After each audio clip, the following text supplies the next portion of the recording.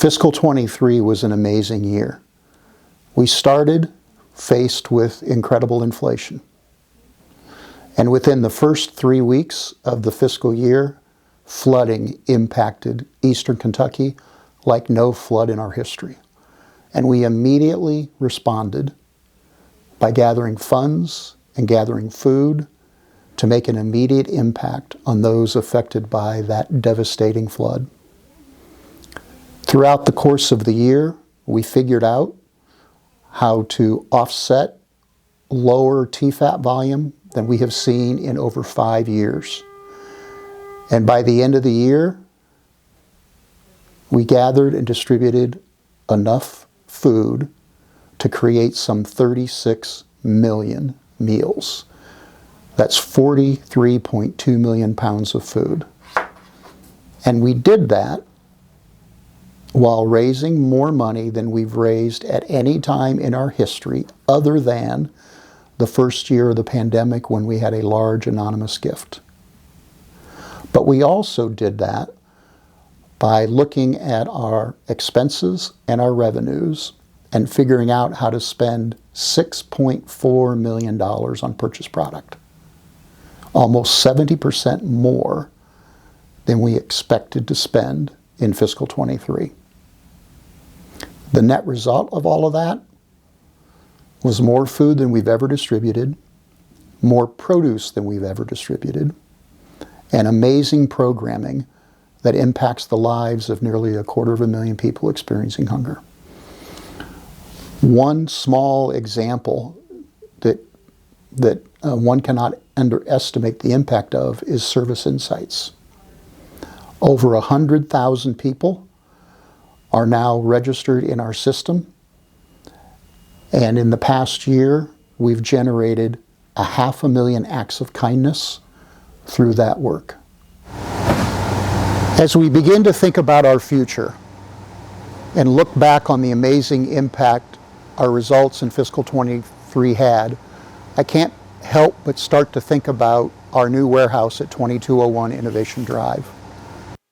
We'll have twice the space. We'll have 2 sets of docks, one for receiving, one for shipping. We'll be able to consolidate our CSFP program with all of our other programs into one space.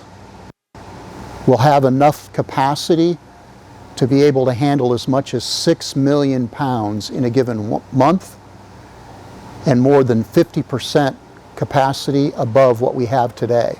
Today we're limited to only being able to do about 4 million pounds a month or 48 million pounds a year. We have to average that if we're going to close the meal gap going forward, and 2201 will allow us to do that. Here's what I expect will happen over the next few months. We'll break ground in September or October. Construction will be 16 to 18 months. We will take a pause in the middle to be able to do Taste of the Bluegrass for 2024 in our new building. And we should be done by October of next year and moving into that new space in the late fall or early winter, 16 to 18 months from now. It's a really exciting time.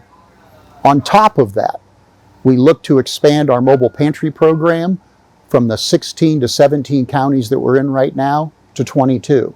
We're growing our backpack programs. We're growing our after school and summer feeding programs. Many of those are getting back to the levels that they were at before the pandemic. And we are adding healthcare-based pantries all across central and eastern Kentucky, partnership with Appalachian Regional Health to eventually have healthcare pantries in many of their hospitals all across eastern Kentucky. The future is really bright. I am so excited for what we have to look forward to. Over the last couple of minutes, I've shared with you our amazing results for fiscal 23 and a little bit about our future for fiscal 24 and beyond. But let's take a moment to recognize so many people who make all of this possible. Our donors, whether they be individuals, corporations, foundations, or even the local state and federal government, as well as so many restaurants, grocery stores, food manufacturers, who help us get the food that we need to move that food on to those who are experiencing hunger.